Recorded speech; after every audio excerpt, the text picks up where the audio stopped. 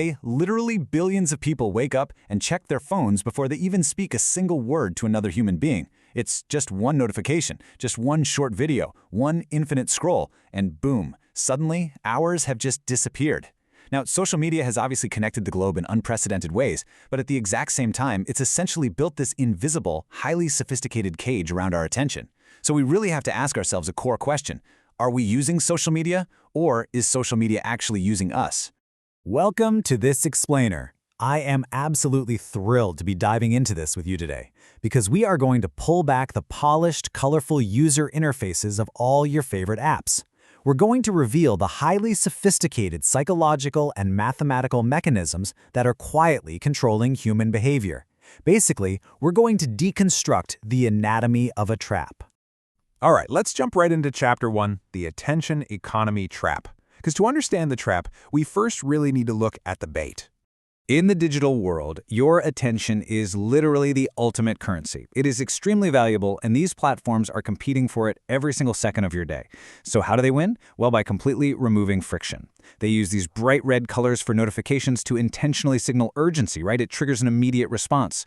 They use short, incredibly fast-paced videos to constantly reset your focus. And perhaps most famously, the infinite scroll and that swipe-up interface popularized by TikTok. Think about it. There's no next page button to make you pause and think, hey, should I keep going? Every single swipe just gives the brain something brand new. You open the app intending to stay for what, 2 minutes? And the utter lack of friction keeps you there for 2 hours. Which brings us to Chapter 2, Dopamine and Human Brains. Let's move from the design of the apps right into the biological engine inside your head. So the real reason social media becomes so incredibly addictive is a chemical inside your brain called dopamine. And dopamine is deeply connected to pleasure, anticipation, and reward. Every single time you get a like, a comment, a DM, or a new follower, your brain releases this tiny surge of dopamine. It creates this temporary, really exciting high, and slowly but surely, the brain begins wanting more of it. And look at how this actually alters our biological cravings. Your brain starts to crave constant novelty and continuous stimulation. I mean, if you ever closed an app, put your phone down, and then picked it right back up a second later to open the exact same app, we've all done it. That is subconscious phone checking. It's what psychologists call a variable intermittent reward system. It essentially makes your newsfeed act exactly like a slot machine in a casino. You pulled the lever or, swipe down to refresh the feed, not knowing if you're actually going to win anything. You aren't scrolling because you genuinely need new information. You're scrolling because your brain demands stimulation. And dangerously, we start substituting digital approval for real happiness, constantly comparing our messy behind the scenes to everyone else's perfectly curated highlight reels. Okay, let's dive into this comparison, because this is where the story gets really fascinating. On one side, we have the psychological hook, that dopamine and those variable rewards operating at the micro level of your biology. But on the other side, we have the macro level, the mathematical engine. These are the algorithms and the graph theory quietly pulling the strings behind the screen. So let's explore that in Chapter 3, the invisible mathematical network. You see, long before Instagram or TikTok ever existed, mathematicians were already studying how massive networks behave. Now, what's really interesting about this is just how simple the math actually is at its core. Behind your feed is a massive map of relationships called a social graph. And in computer science, this graph is made of just two things, nodes and edges. The node is the who. That's you, your friends, your favorite creators, businesses. Every single account is a node. The edge is the how, the connections. If you follow someone or like a post or send a DM, you just created an edge connecting your node to theirs. Trillions of these nodes and edges map the entirety of human digital interaction. But, and this is key, not all networks are built the same way. Think of traditional Facebook. You send a friend request, they accept, and information flows both ways. It's a two-way street, known in math as an undirected graph. Contrast that with platforms like TikTok or X, which rely on directed graphs. You can follow a massive celebrity, but let's be real, they definitely aren't following you back. This creates asymmetrical one-way networks where a single influencer node can accumulate literally millions of incoming edges, which fundamentally changes how fast viral information spreads. And here is a secret about influence. You don't actually need millions of followers to be powerful in this network. Graph theory uses something called betweenness centrality. It means some users act as strategic bridges connecting totally isolated communities. Imagine a user who is the one and only connection between a cluster of Japanese indie game developers and American indie game developers. If they share a post, they are the sole bridge allowing that information to cross over. Even with a tiny follower count, their strategic placement makes them a wildly powerful node. All right, let's move on to Chapter 4, Shaping Your Social Reality. Because how do these platforms take this massive mathematical graph and use it to manipulate exactly what you see when you open the app? Well, the crucial point here is that not all your friends are treated equally by the math.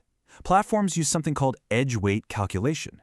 The algorithm actually assigns a numerical value, say on a 0 to 10 scale, to every single relationship you have. Do you DM Sarah every single day? Okay, that's a high edge weight, maybe a 0.9.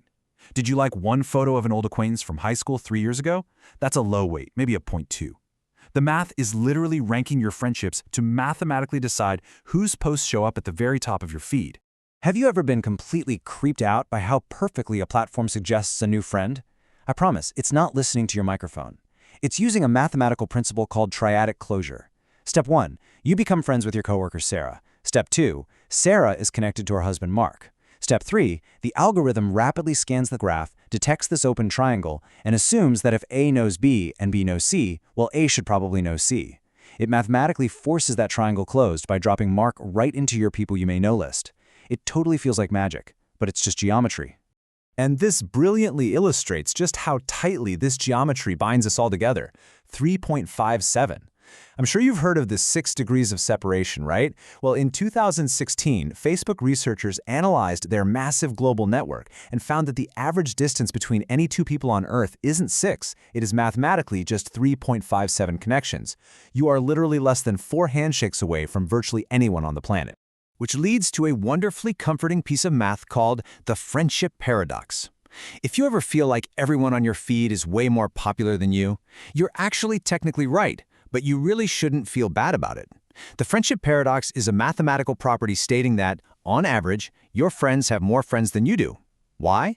Because highly connected individuals, those massive influencer nodes we talked about, appear in many people's friend lists, which artificially skews the average way up. Feeling less popular isn't a reflection of your worth, guys. It's just a statistical illusion. Okay, let's bring it home with Chapter 5, Reclaiming Your Cognitive Control. Now that we've seen the dopamine traps and the graph algorithms, how do we actually break the cycle? We have to remember this. Whatever controls your attention slowly begins controlling your life. Protecting your attention is arguably the most vital, absolutely essential skill in the modern digital world. Technology isn't inherently evil. It helps us learn, connect, and grow our businesses, but the human mind has to remain the master, not the servant. So how do we build a real framework for agency? Well, to reclaim your cognitive control from the algorithms, you need deliberate friction. Reduce your daily screen time by setting actual app timers. Spend intentional, deliberate time completely offline. Pick up and read physical books. They demand sustained focus, and they definitely don't have red notification triggers popping up. Engage in real-world exercise. Look people in the eye and prioritize face-to-face conversations where there are absolutely no edge weights determining the flow of your words. And when you do use social media, do it with clear, laser-focused purpose. Search for exactly what you need and then get out. Understanding the trap is absolutely the first step to escaping it. The algorithms are undeniably brilliant, the mathematics are massive, and those biological hooks are really sharp. But at the end of the day, we must remember, the most powerful technology in the world is still and always will be the human mind. The question is simply whether you'll choose to take the controls back. Thank you so much for joining me in this explainer. I really hope it changes the way you look at your screen today. Keep learning, stay curious, and I will see you next time.